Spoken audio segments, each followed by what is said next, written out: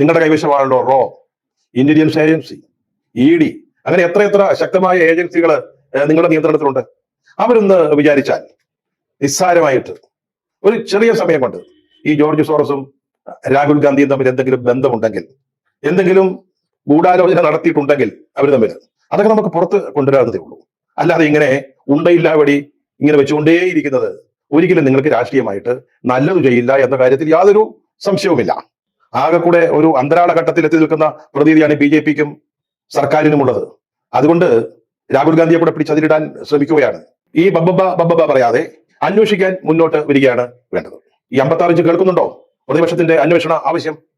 അല്ലെങ്കിൽ ഹിൻഡൻബർഗ് പറയുന്നത് ചുണയുണ്ടെങ്കിൽ ഇറങ്ങി വാ, സുതാര്യമായ അന്വേഷണത്തെ നേരിടൂ എന്നത്. വളരെ സ്ഫോടനാത്മകമായ ഒരു റിപ്പോർട്ടാണ് ഈ ഹിൻഡൻബർഗ് റിസർച്ച് പുറത്തുവിട്ടത്. സ്ഫോടനാത്മകം എന്ന് പറയുമ്പോൾ ഇന്ത്യൻ ഓഹരി വിപണിയെ സംബന്ധിച്ചിടത്തോളം, അല്ലെങ്കിൽ ഇന്ത്യയുടെ സാമ്പത്തിക രംഗത്തെ സംബന്ധിച്ചിടത്തോളം തന്നെ വലിയ പ്രത്യാഘാതങ്ങൾ ഉണ്ടാക്കാൻ പോകുന്ന ആ ഒരു റിപ്പോർട്ടാണ്.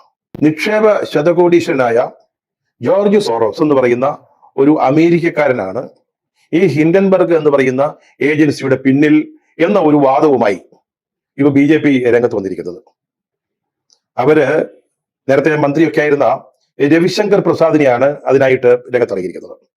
ഈ ജോർജ് സോറസ് എന്ന് പറയുന്ന ആള് ഹംഗറിയിലെ നാസി ക്യാമ്പുകളിൽ നിന്ന് രക്ഷപ്പെട്ടു ഓടിയ ഒരു പയ്യനാ.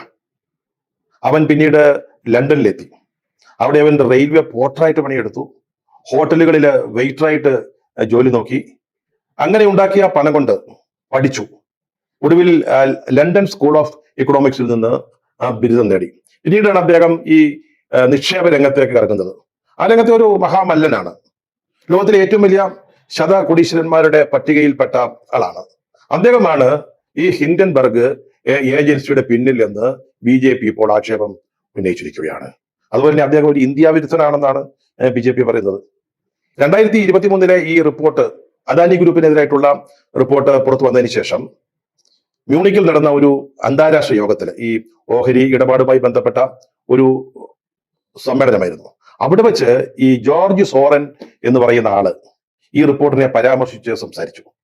അതിൽ വലിയ അത്ഭുതമൊന്നുമില്ല. അങ്ങേരെ ഈ ലോക ഓഹരി വിപണിയിൽ നിൽക്കുന്ന ഒരു മനുഷ്യനാ, അവിടെ പ്രവർത്തിക്കുന്ന ഒരാളാ, അവിടുത്തെ ഓരോ ചലനങ്ങളും മനസ്സിലാക്കുകയും അറിയുകയും ചെയ്യുന്ന ഒരു വ്യക്തിയാണ്.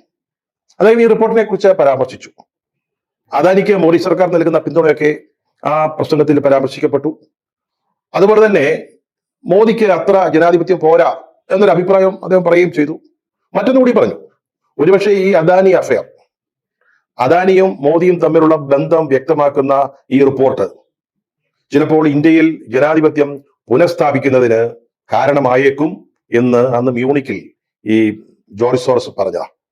അത് കേട്ട് അന്നേ BJPക്ക് കുരു പൊട്ടിയതാ, അന്നേ നോക്കി വെച്ചിരുന്നതാ, അന്നേ അദ്ദേഹത്തെ ഒരു ഇന്ത്യ വിരുദ്ധനായിട്ട് BJP പ്രഖ്യാപിച്ചതാ.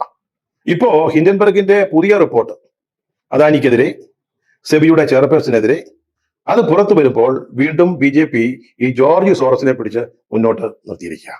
അത് മാത്രമല്ല, അതിനേക്കാൾ ഗുരുതരമായ ഒരു ആരോപണവും നമ്മുടെ രവിശങ്കർ പ്രസാദ് ഉന്നയിക്കുന്നുണ്ട്. നമ്മുടെ പ്രതിപക്ഷ നേതാവ് രാഹുൽ ഗാന്ധി ഉണ്ടല്ലോ, അദ്ദേഹം ഈ ജോർജ് സോറസിന്റെ ഒരു ഏജന്റാണ് എന്ന വളരെ അതിപ്രധാനമായ, അതിരഹസ്യമായ ഒരു കാര്യം കൂടി നമ്മുടെ രവിശങ്കർ പ്രസാദ് നമ്മെ അറിയിക്കുന്നുണ്ട്. ഈ റിപ്പോർട്ട് വഴി ഹിൻഡൻബർഗും ജോർജ് സോറസും ഒക്കെ ചേർന്ന് രാജ്യത്ത് സാമ്പത്തിക അരാജകത്വം സൃഷ്ടിക്കാൻ ശ്രമിക്കുകയാണെന്നാണ് BJP ഇപ്പോൾ പറഞ്ഞു വയ്ക്കുന്നത്. അതിന് രാഹുൽ ഗാന്ധി കൂട്ടുനിൽക്കുന്നു. സോറസിന്റെ ഏജന്റാണ്. പഴയ തന്ത്രം ഒന്ന് പുതുക്കി ഉപയോഗിക്കാൻ ശ്രമിക്കുകയാണ് BJP. അതായത് സർക്കാരിനെ വിമർശിക്കാൻ ആരെങ്കിലും തയ്യാറായാൽ, സർക്കാരിനെതിരായിട്ടുള്ള ഏതെങ്കിലും ഒരു റിപ്പോർട്ടുമായിട്ട് ആരെങ്കിലും മുന്നോട്ട് വന്നാൽ, അതിന്മേൽ അന്വേഷണം വേണം എന്ന് പ്രതിപക്ഷം ആവശ്യപ്പെട്ടാൽ അവരെ എല്ലാം പിടിച്ച് രാജ്യവിരുദ്ധരാക്കും.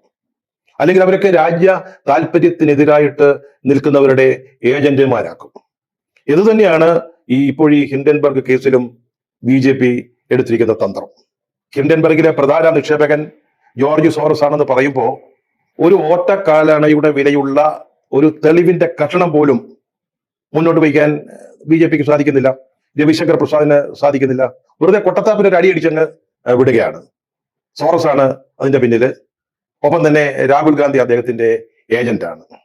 അതേസമയം ഹിൻഡൻബർഗ് ആവട്ടെ തെളിവുകളുടെയും വസ്തുതകളുടെയും പിൻബലത്തോടെയാണ് ഈ സെബിയുടെ ചെയർപേഴ്സന്റെ, അദ്ദേഹത്തിന്റെ ഭർത്താവിന്റെ നിക്ഷേപങ്ങളെ കുറിച്ച്, മൗറീഷ്യസിലും ബർമുഡയിലുമുള്ള ഷെൽ കമ്പനികളുടെ നിക്ഷേപത്തെക്കുറിച്ച് ആക്ഷേപം ഉന്നയിച്ചിരിക്കുന്നത്, വീണ്ടും വീണ്ടും അവര് അതിൽ ഉറച്ചു നിൽക്കുന്നു എന്ന് പ്രഖ്യാപിക്കുന്നത്. പിന്നെ ഇതിലെ രാഹുൽ ഗാന്ധിയെ പിടിച്ചിടുന്നത് നമുക്ക് മനസ്സിലാക്കാവുന്നതേ ഉള്ളൂ. നമ്മൾ കഴിഞ്ഞ ദിവസത്തെ വീഡിയോയിലും പറഞ്ഞതാ, BJPക്ക് രാഹുൽ പേടി എന്ന് പറയുന്നത് വല്ലാതെ അങ്ങ് വളർന്നിരിക്കുക. രാത്രി കിടന്നാൽ ഉറക്കം പോലും വരുന്നില്ല, ദുസ്വപ്നങ്ങൾ കാണുകയാണ്. അപ്പോഴാണ് ഈ ഹിൻഡൻബർഗ് എന്ന് പറയുന്ന ഈ കാപാലികന്മാര്, ഇന്ത്യ വിരുദ്ധന്മാര് ഇങ്ങനെ ഒരു റിപ്പോർട്ടുമായിട്ട് രംഗത്ത് വന്നിരിക്കുന്നത്. ആകെ കൂടെ ഒരു അന്തരാള ഘട്ടത്തിൽ എത്തി നിൽക്കുന്ന പ്രതീതിയാണ് BJPക്കും സർക്കാരിനുമുള്ളത്. അതുകൊണ്ട് രാഹുൽ ഗാന്ധിയെ കൂടെ പിടിച്ചതിലിടാൻ ശ്രമിക്കുകയാണ്. ഈ ആരോപണം ഉന്നയിച്ച രവിശങ്കർ പ്രസാദ്, അദ്ദേഹത്തിന്റെ മാനസിക വിഷമം നമുക്ക് മനസ്സിലാക്കാവുന്നതേ ഉള്ളൂ. ഫ്രസ്ട്രേഷൻ എന്നൊക്കെ പറയും. അത് ഇത്തവണയും ലോക്സഭയിലേക്ക് ജയിച്ചതാ. കഴിഞ്ഞ മന്ത്രിസഭകളിലൊക്കെ അംഗമായിരുന്നു. മിടുക്കനാണെന്നാണ് BJP വൃത്തങ്ങളിൽ പറയുന്നത്. പക്ഷെ അദ്ദേഹം ഇത്തവണത്തെ മന്ത്രിസഭയിൽ ഇല്ല. എങ്ങനെയെങ്കിലും കടന്നുകൂടണം എന്നുള്ള അദ്ദേഹത്തിന്റെ ആഗ്രഹമാണ്, ന്യായമായ ആഗ്രഹമാണ്. അപ്പോ അതിലേറ്റവും പറ്റിയ മാർഗം എന്ന് പറയുന്നത് രാഹുൽ ഗാന്ധിയെ ആക്ഷേപിക്കുക, രാഹുൽ ഗാന്ധിയെ പള്ളു പറയുക എന്നുള്ളതാണ് എന്നും അദ്ദേഹത്തിന് അറിയാം. അദ്ദേഹം അത് ചെയ്യുന്നു എന്ന് മാത്രമേ ഉള്ളൂ. പക്ഷെ ഒരു കാര്യം ഓർക്കണം ശ്രീ രവിശങ്കർ പ്രസാദ്, നിങ്ങളുടെ കൈവശമാണല്ലോ റോ, ഇന്റലിജൻസ് ഏജൻസി, ED, അങ്ങനെ എത്രയെത്ര ശക്തമായ ഏജൻസികൾ നിങ്ങളുടെ നിയന്ത്രണത്തിലുണ്ട്. അവരൊന്ന് വിചാരിച്ചാൽ നിസ്സാരമായിട്ട് ഒരു ചെറിയ സമയം കൊണ്ട് ഈ ജോർജ് സോറസും രാഹുൽ ഗാന്ധിയും തമ്മിൽ എന്തെങ്കിലും ബന്ധമുണ്ടെങ്കിൽ, എന്തെങ്കിലും ഗൂഢാലോചന നടത്തിയിട്ടുണ്ടെങ്കിൽ അവർ തമ്മിൽ, അതൊക്കെ നമുക്ക് പുറത്ത് കൊണ്ടുവരാവുന്നതേ ഉള്ളൂ. അല്ലാതെ ഇങ്ങനെ ഉണ്ടയില്ലാവടി ഇങ്ങനെ വെച്ചുകൊണ്ടേയിരിക്കുന്നത് ഒരിക്കലും നിങ്ങൾക്ക് രാഷ്ട്രീയമായിട്ട് നല്ലത് ചെയ്യില്ല എന്ന കാര്യത്തിൽ യാതൊരു സംശയവുമില്ല. അതുപോലെ തന്നെ ഈ വിഷയം അത്ര ഗൗനിക്കേണ്ട എന്നൊരു നിലപാട് അല്ലെങ്കിൽ തന്ത്രമാണ് കേന്ദ്ര സർക്കാർ സ്വീകരിച്ചിരിക്കുന്നത്. നല്ലൊരു ഏർപ്പാടാണ്, മിണ്ടാണ്ടിരുന്നാൽ മതിയല്ലോ. ഈ പോക്കറ്റടിക്കാരുടെ ചെപ്പയ്ക്ക് അടി കിട്ടി കഴിയുമ്പോൾ ഞാനൊന്ന് പറഞ്ഞില്ലേ രാമനാരായണ എന്ന മട്ടില് അങ്ങ് സ്കൂട്ടാവുന്ന ഒരു രംഗമുണ്ടല്ലോ, അതുപോലെ നിശബ്ദത പാലിക്കുന്നത് തൽക്കാലം പ്രയോജനപ്പെടും. അതുപോലെ സർക്കാർ ഈ ഗൂഢാലോചന എന്ന് പറയുന്നുണ്ട്. ഇതിന്റെ മുന്നിൽ സർക്കാരിനെ തകർക്കാൻ, ഇന്ത്യയുടെ സാമ്പത്തിക വ്യവസ്ഥയെ പൊളിക്കുന്നതിന് എന്തോ ഗൂഢാലോചന നടത്തിയിരിക്കുന്നു. സാർ, ഇത് ഗൂഢാലോചനയാവട്ടെ, അല്ലാതെ പരസ്യമായി നടന്ന ആലോചനയാവട്ടെ, ഈ ഹിൻഡൻബർഗ് എന്ന് പറയുന്ന രാഷ്ട്രാന്തരീയ ഏജൻസി പുറത്തു കൊണ്ടുവന്നിരിക്കുന്ന ഈ വിഷയത്തിൽ എന്തെങ്കിലും സത്യമുണ്ടോ? അത് അന്വേഷിക്കുകയല്ലേ ചെയ്യേണ്ടത്? അതല്ലേ സർക്കാരിന്റെ ഉത്തരവാദിത്വം. 2023 നമ്മളത് സെബിയെ ഏൽപ്പിച്ചു. അന്ന് അന്വേഷിച്ച സെബിയുടെ തലപ്പത്തുണ്ടായിരുന്ന ആളുകൾ തന്നെയാണ് ഇന്നത്തെ റിപ്പോർട്ടിന്റെ വിഷയം. എന്തൊരു ഐറണിയാണെന്ന് നോക്കണേ. അപ്പൊ ഇനി ആരും അന്വേഷിക്കുക? അതുകൊണ്ടാണ് പ്രതിപക്ഷം പറയുന്നത് ഒരു സംയുക്ത പാർലമെന്ററി കമ്മിറ്റി അന്വേഷിക്കട്ടെ എന്ന്. ആ കമ്മിറ്റിയിലും ഭരണകക്ഷിക്ക് ഭൂരിപക്ഷം ഉണ്ടാവും, യാതൊരു സംശയമില്ല. എങ്കിൽ പോലും പ്രതിപക്ഷം അതിന് തയ്യാറായിരിക്കുകയാണ്. അപ്പോൾ സർക്കാർ എന്താ ചെയ്യേണ്ടത്? ഈ ബബ്ബ പറയാതെ അന്വേഷിക്കാൻ മുന്നോട്ട് വരികയാണ് വേണ്ടത്. ഈ 56 ഇഞ്ച് കേൾക്കുന്നുണ്ടോ പ്രതിപക്ഷത്തിന്റെ അന്വേഷണ ആവശ്യം? അല്ലെങ്കിൽ ഹിൻഡൻബർഗ് പറയുന്നത് ചുണയുണ്ടെങ്കിൽ ഇറങ്ങി വാ, സുതാര്യമായ അന്വേഷണത്തെ നേരിടൂ എന്നത് സർക്കാർ കേൾക്കുന്നുണ്ടോ?